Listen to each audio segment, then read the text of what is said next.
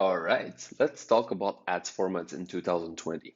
So in 2020, there are 7 ad formats that you can pick to target your ideal customer profile or your personas or companies you want to target, basically, which is video ads, message ads, which is like an in-mail, sponsored content, when you scroll your feed, text ads, you can see above when you're on your desktop, spotlight ads, conversation ads, which is just a little bit like message ads, but then more in a conversational way, like a chatbot, but like, prehistoric chatbot, I would almost call it.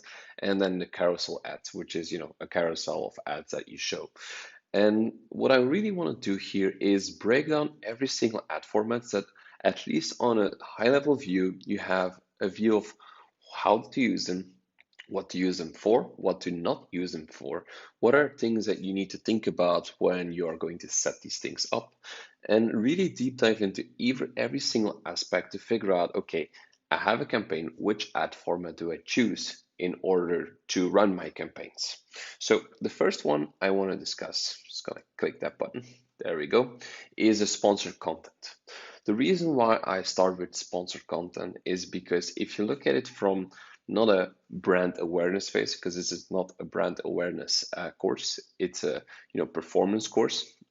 If you look at it from a performance marketing point of view, you'll see that sponsored content is still the number one the number one way to gather leads. Now, there's a few other ones, but at least sponsored content is the most used ones because you can get huge amount of volume depending on what you want to target, of course. So if you look at the one that really to convert, leads into inside your organization, you'll see that sponsored content is one of the most top priorities that you'll be using. Now, there's a few things that you need to consider when you're running sponsored ads. Now, most people or most gurus or whatever courses you'll follow is that will say that a CTR, which is basically people that see your ad and then they click through to anything related, the CTR of 0.35% is good. Now, I really tend to disagree with this statement. 0.35 is just rubbish. It's pure rubbish. If an agency, if you're like at the agency side or on the other side, you're a marketing manager challenging the agency and they're saying, hey, but at least our CTR is going up. It's going up to 40%. It's still rubbish.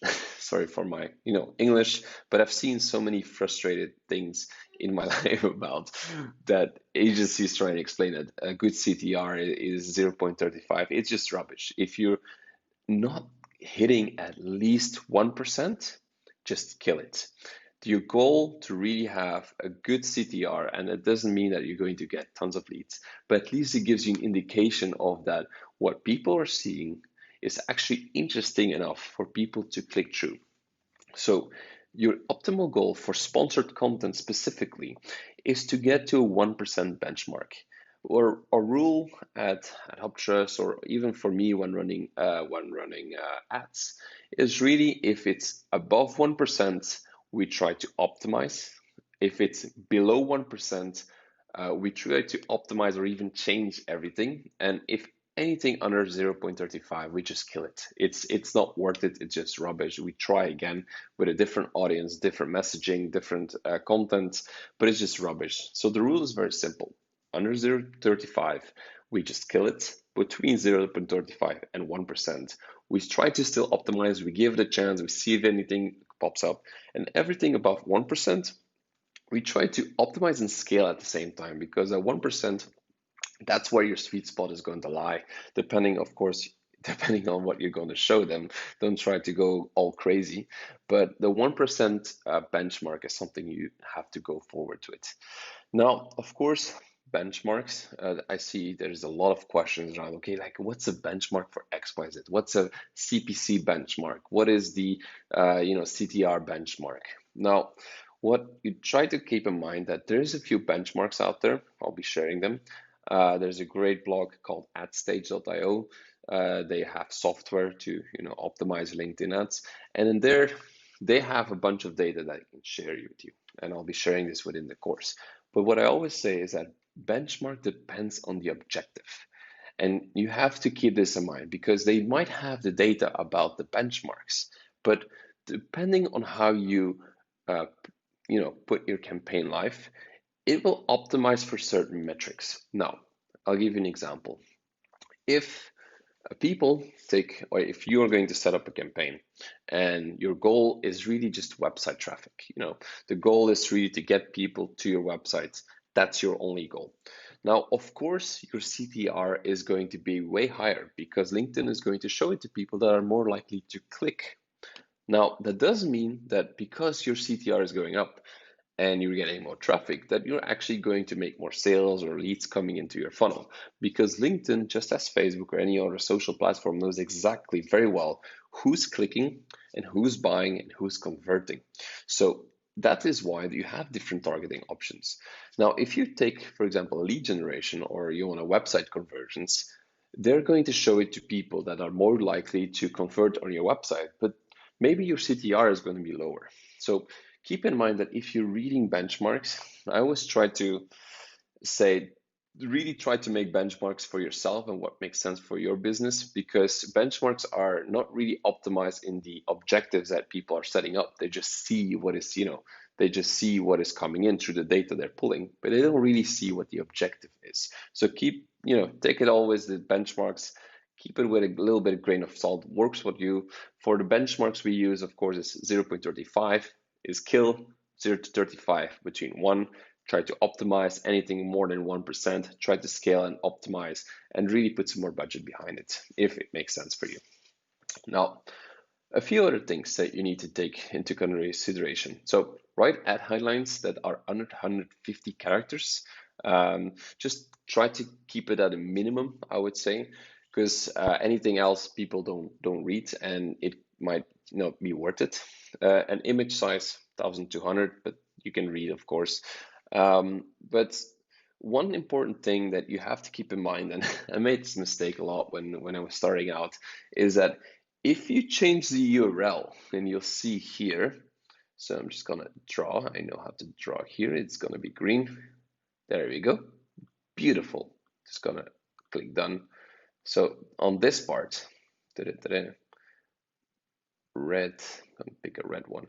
If you change the URL right there, what is gonna happen is that your entire ad is gonna change. So what LinkedIn does, if you put in the URL there, is going to scrape, and you actually can see it here, the ad headline and image will be scraped from the URL. If you are going to start with putting on your image and your headline and then description and writing it all down, and then you're going to add the URL, once you add it, everything disappears. Your ad image disappears, your headline disappears, your description is going to disappear. So I made the mistake a lot, so try to avoid it yourself. First add your image URL, destination URL, and I'll show you a little bit later on how to properly set it up with the right UTM parameters, making sure you keep everything structured. But if you're building up an ad, make sure to first click on the destination URL, and then you're going to go into and then add your ad image, headline, and description. Otherwise, everything will change. Keep in mind also, I see a lot of people spending time on like descriptions and making sure the description is perfect. Most members actually don't see the descriptions. So if you're bothering too much about descriptions, don't really bother about it, because not most members won't even see it. So if you think about from a time perspective, don't put too much time on it. Now, when it comes to, and we'll deep dive a little bit later on, if you think about where you should be focusing on, the first thing that you should be focusing is the headline, which is this one, which I know this one is just rubbish because I just scraped the one, but headline is one of the most important ones to focus on. Copy, which is the introductory text here, and then the image. Those are the three aspects when you think about sponsored content that would actually deliver the most results and the ones you should be testing first. All the rest, try to really avoid it because it just doesn't make sense at all. So headline, copy, image. Those are the three things that have the most impact. All the rest, rubbish. Let's head over to. So I got a question about, in terms of sponsored content, what makes a good and a bad sponsored content? And for me, there's really four things that I see coming back when I analyze accounts, when I really start to figure out like, okay, what works, what doesn't work, is there's actually four things that always come to mind. Now, let's walk through the first one. A great ad uses creative angles to spark curiosity. So if you look at the right one, I think this one is shared by Yona, which is a great guy at Uptrust, who is taking care of the paid search. And he shared this one. I just love this ad because it has a creative angle. And we'll talk about angles and how to use angles in your advertising later on in this course when you're really building the ads. But it sparks a kind of the curiosity out of you because eventually you're not looking for something. You're actually just scrolling. As mentioned above, with the difference between search and social is that you have this, you're not looking for something, you want to spark curiosity. So you really are a little bit, what do you call it, a little bit bored when you're going to LinkedIn. Most people won't admit, but when you're bored, you're sitting on a train, you have some time left, you open up your LinkedIn app, you're kind of bored inside of you. So you want to see something creative and sparks curiosity. So that's the first thing I would tend to look for. Now, the second thing is, and this is something I see when people from paid search, so people that advertise on Google, Bing, they try to give it a shot in the social channels on Facebook, LinkedIn, any social channel like Snapchat, is that their mindset is really focused on the search driven. Now, I'm just going to move a little bit so you can see a difference. So on the left, so you have this one. I like this one that you can move actually. On the left, you have something more search driven.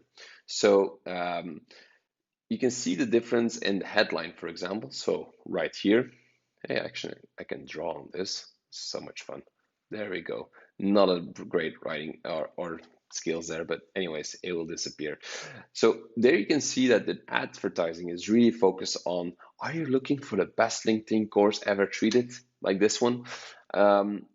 That is more search driven. People are looking for a LinkedIn ads course and they want to be confirmed like, okay, I want to have the best LinkedIn ad course. I type it in and I get this result. I see Ricardo say, this is the best course you'll ever get.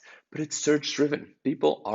When people are looking, they might use this copy. But when you're actually just bored, which most people are when they're actually going to LinkedIn, you need to be what I call social driven. And social driven is on the other side, where you're using social angles. And as mentioned, we'll walk through them in a second, where you're really trying to spark curiosity, where you're trying to be creative. For example, three creative ways to increase the CTR of your LinkedIn ads. It sparks your curiosity. You're trying to figure out in your mind, what would be those three ways? Because I actually have a bad CTR.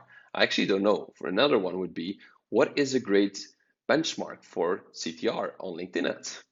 It sparks your curiosity. You're trying to figure out, well, I have this problem. I actually don't know what the benchmark is. I'm trying to figure out if my ads are actually having a good benchmark. This is what is the difference between social and search. One is when people are looking for stuff. The other one is you're bored and you're trying to, enlighten yourself into certain things, like what are like creative ways to increase the CTR of your LinkedIn ads. That is the second mistake I usually see. I'm just gonna kill this one. Going off to the next slides. There we go. All right, moving myself a little bit there. Third one, I actually shouldn't be saying this, but it's weird that I still have to, is that a great ad is targeting the right stage of the buyer's journey. And it still surprises me to see, I'm like blown away how many ads are still focused around, I've never seen you, I don't even know your company, and you're trying to book a demo with me. And I think mostly because I work for software companies as well, it still surprises me that they think that booking a free trial is something of value. That, well, it's free, people like free, just like you go to the supermarket and you just like free stuff. They're going like, well, we are giving away free cheese. They can do it for free. There's no commitment. But there's nothing in it for them. The only thing that is in it is for the company, for you, because you're having a booking free trials and they're like, well, my numbers are going up. That's great. There's nothing in it for these people. So what I always see is that the mistake is, at least, is that You should be focusing the right stage on the right stage, showing the right ads. Book a free trial, maybe that might work. I haven't seen it a lot on retargeting ads on LinkedIn, but most of the time, if you're going top of the funnel, don't work with something like book a free trial. Really think about the customer journey in something which is called bottom of the funnel, middle of the funnel, and top of the funnel. But we'll walk through it a little later. Now, last one. There we go. Right.